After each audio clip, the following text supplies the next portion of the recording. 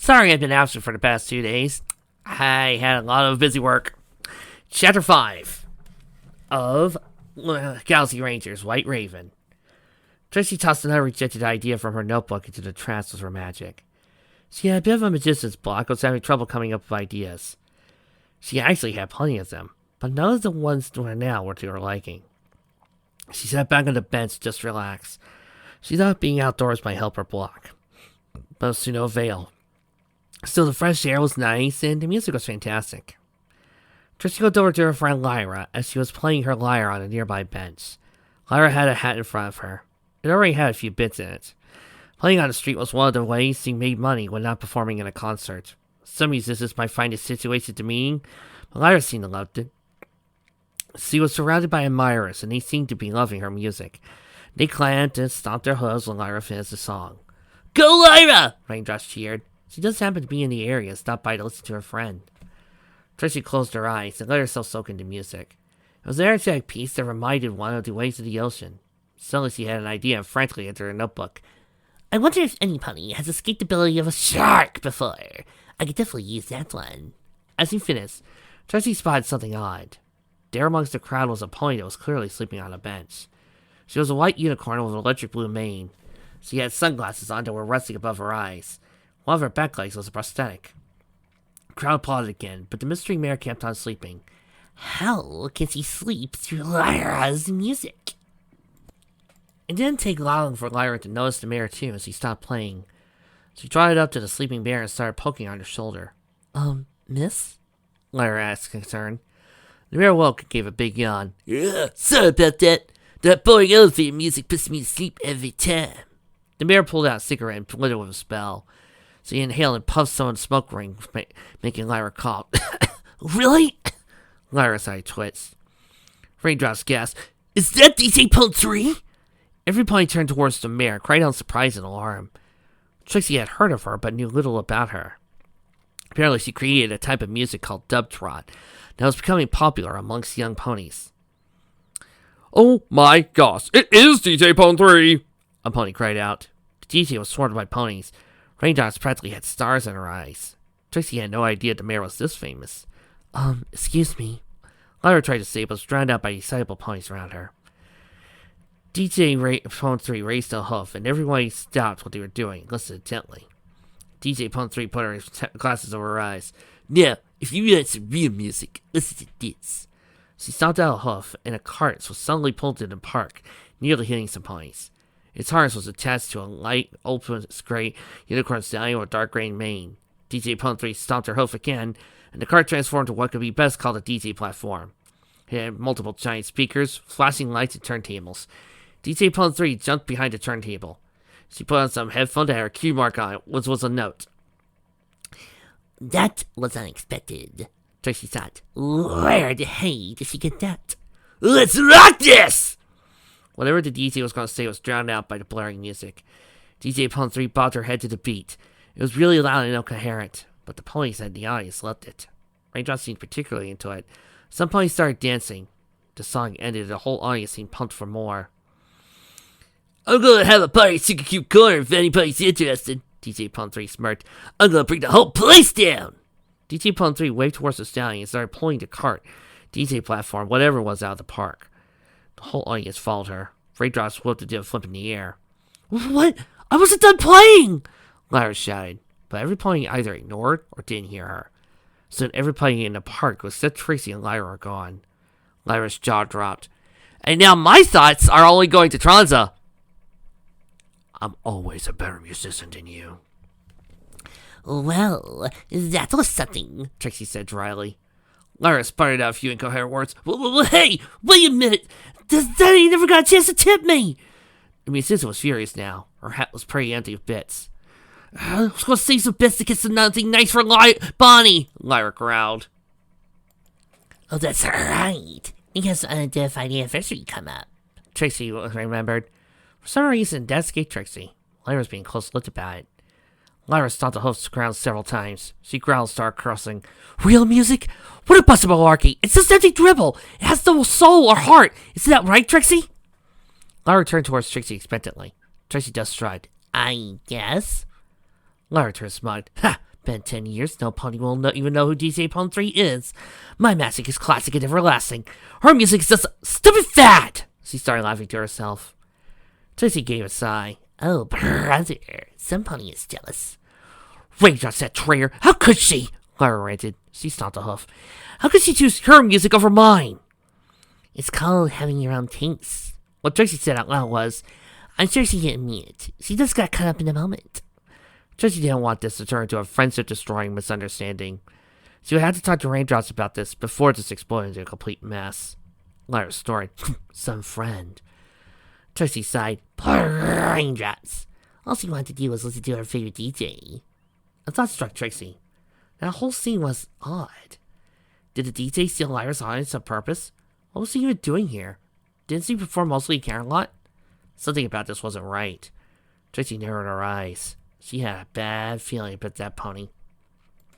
Circuit Corner was packed with ponies. Lyra reluctantly followed in behind Trixie.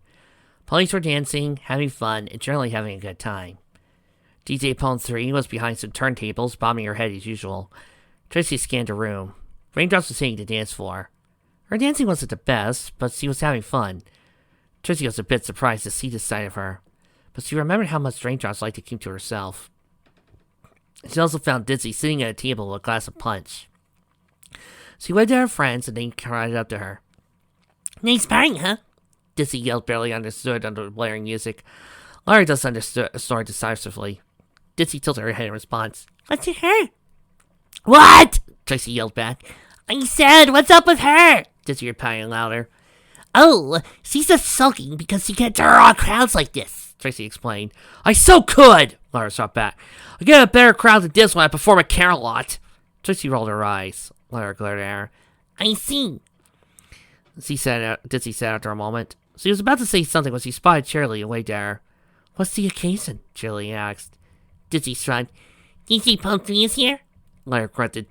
Don't tell me you like her too. Shirley nodded in understanding. I should get some dancing in. I so rarely get to do it. There are quite a few nice looking stallions here.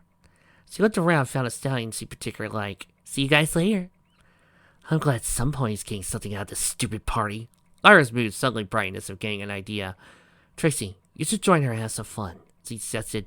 No thanks. Not really my thing, Tracy responded. A little pushed by Ditsy. Hey, stop it!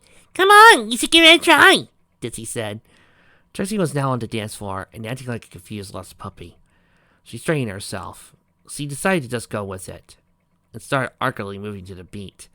Soon Tracy found herself enjoying it and found dancing and music wasn't so bad. So, would you like to dance? A voice sounded hurrying Tracy's ears. It was Master Spellflake. He was the master of the dojo in Tsukikyu Corner and was training Tracy in martial arts, specifically judo. He looked hopefully towards Trixie. He was rubbing his hose together nervously. Tracy looked at the giant, muscular white Pegasus up and down. It was an odd dance partner, to be sure. Tracy just shrugged. Sure. And the two danced the night away. Tracy lost herself in the music and dancing. It was like all her recent troubles and stress just melted away. All her problems could wait for tomorrow. It was just her and the stallion. And Trixie completely forgot she was here to investigate DJ Pwn 3. Trixie waved at Snowflake as she left Tsukikyu Corner. She yawned. It was getting late and she had training at another early meeting with the mayor. She was kind of glad the party didn't have any alcohol. She didn't want to face all that with a hangover. Trixie gave another yawn and went towards home. About halfway home, Trixie stopped. She felt eyes on her. For the last mile, she had a distant feeling something was following her. She pretended not to notice. She noticed an alley to her right. She smirked and went inside. The alley was almost pitch black. Perfect! She went to the darkest part of the alley and turned invisible. She jumped up and used her back legs to hold herself up on the walls. The alley walls were close enough for her to do this. She pulled out her sword she had hidden in her cape. Transforming caused too much of a commotion. Trixie waited patiently. It didn't take too long for a figure to come into the alley. Trixie readied herself. She jumped out behind the figure and pointed the sword towards the mystery pony's neck. Why are you following me? Trixie asked, making sure her quarry knew the threat in her voice. To Trixie, it's me, Lyra. Lyra's voice shook. Oh. Trixie said simply and made her sword disappear with a twirl of her hoof. Sorry, you shouldn't sneak up on a pony like that. Lyra nodded. She still looked shaken up by what happened. Really, Lyra? Why didn't you yell for me? Oh, and you need to train harder. I shouldn't have been able to get the jump on you so easily. Trixie! Dizzy stomped towards Trixie. What the hell are you doing? Raindrops followed her in the air behind with a scowl on her face. Trixie rubbed the back of her neck. I thought you were somebody else, and well, the night court trying to make the moves on us. Oh, Dizzy chuckled. Guess we should have seen this coming. Let's not do this again.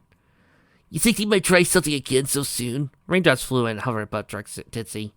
Trixie tapped her chin. Maybe, but I'm not taking any chances. She didn't want any thugs trying to get the jump on her. She thought it might be possible that Fight Street Poussants might try to get revenge on her. Even with her powers, she was invisible. Why were you guys following me? Well, we just wanted to know how your date went, Lara said after getting her composure back. Trixie groaned. It was not a date! A friend chuckled. Trixie rolled her eyes. Of course he wanted to chat, gossip about this. We just had a fun night together. That's it. She found that Snowdrops was a surprisingly good dancer. I see you two had a lot of fun together, Dizzy said, grinning. We actually have a surprising number of things in common, Trixie said. Did you know he wants to be a Wonderbolt? Raindrops dropped to the ground. What, really? She said, surprised. You wouldn't think such a big guy would aspire to that. Pretty cool, huh? It reminded her own situation with the Night Court. She liked his never-give-up attitude. Why bother? It seemed like he could ever make it. Lyra asked, confused. She shrunk when Ditsy and Trixie glared at her. Maybe you guys should, I don't know, hang out again sometime? Ditsy suggested instantly. Trixie sighed. We were planning on hanging out again on Saturday after I performed the show. We planned to go to Barry Punt's bar for a few drinks. Trixie glared defiantly. But it isn't a date. Her friends giggled and Trixie rolled her eyes. Can a mayor have a male friend without ponies thinking there's something romantic between the two of them? Trixie, I frankly believe yes. Wait a minute. Where's Chili? Trixie looked around, didn't see the teacher anywhere. Ditsy thought about it. Don't know. Wasn't really paying attention to her. I know, it was kind of a bad scene, Raindrops explained. The Stallions and Dancel tried to grab her flank. She did take it well, and both of them had to be thrown out. Gee. Trixie had no idea how that mare had such bad luck with stallions. Ditsy rubbed the back of her neck. I had no idea how. Of all the paladins there, she... What he was about to say was lost. She gasped and pointed. At the end of the alley was a figure. It was hard to make out the darkness, but it was clearly a pony what looked like ranger armor. Trixie gritted her teeth and reached for a morpher. Who are you? The mysterious ranger pushed a button on their morpher, and a crossbow appeared in their hooves, pointing right at the three of them. You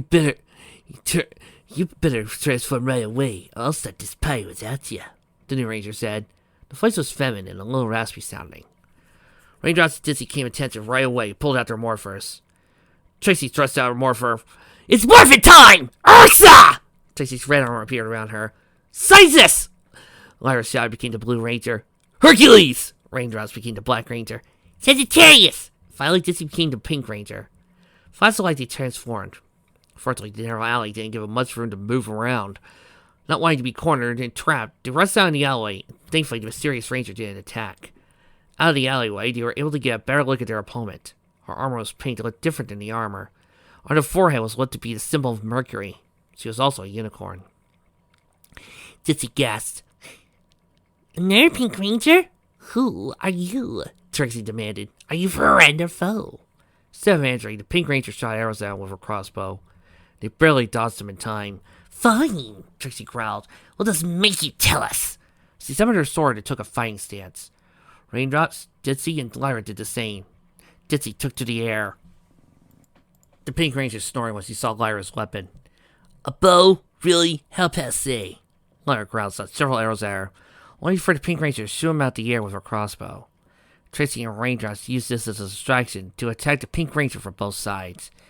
Ditsy rescued her attack for her staff, while Raindrops struck her axe, only to hit open air. Her target just vanished. Trixie stopped her attack and searched around, surprised to find the pink ranger several hills away. No, you guys! You don't realize! This is her first appearance! She's invincible! The pink ranger unleashed a volley of crossbow bolts down. They appeared at the top of her weapons, bolts of pure pink energy.